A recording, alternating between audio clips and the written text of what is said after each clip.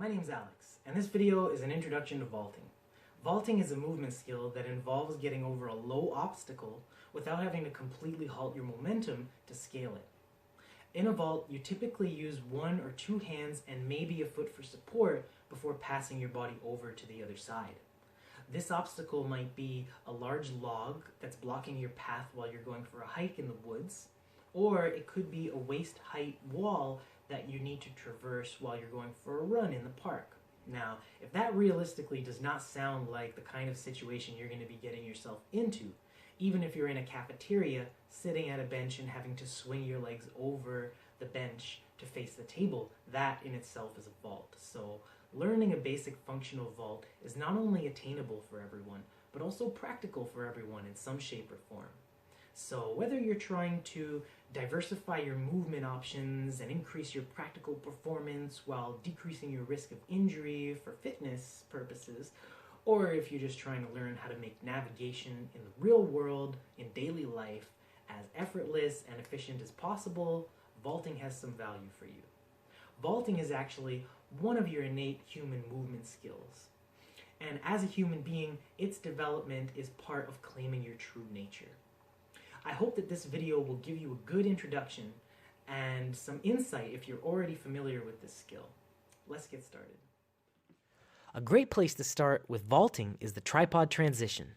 You can begin on the ground in a deep knee bend. From here, extend your arm out to the side and place your hand out on the ground next to you. Transfer some of your body weight onto your hands so that you can free up the leg that's in the middle of the supporting limbs. You can extend your leg out in front and then behind you. Try to point your toes as far as you can before touching the ground. Do this a few times and then switch sides. From here, we can introduce an element of balance while still maintaining safety. All you'll need is something like a 2x4 piece of wood or a curb like I'm using. You can get creative with it, just keep it low to the ground for now. We're essentially doing the same thing as we did before with this additional environmental demand. Try to reach your leg out perpendicular to the balancing surface.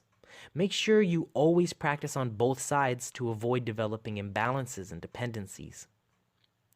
Now we're ready for liftoff. Find a low obstacle, below knee height to start. This is too low to really necessitate a vault.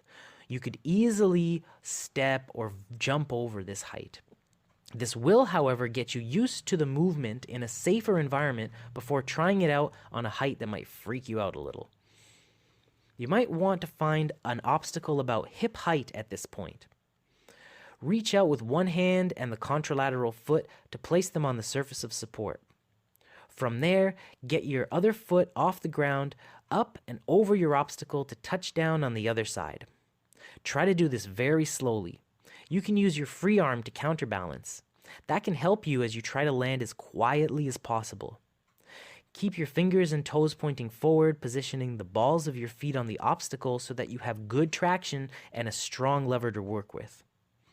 With all the prerequisites in place, you may be ready for the actual vault. The only thing you'll do differently is hopping your foot up onto the surface of support instead of stepping up onto it. Ultimately, you want to turn that step into a tap. But even when you're going a little faster, try to land softly, both on the obstacle and on the ground after. There are plenty of other vaults that can be performed once you learn the movement, but it's most productive to stick with what's basic until it's been nicely polished.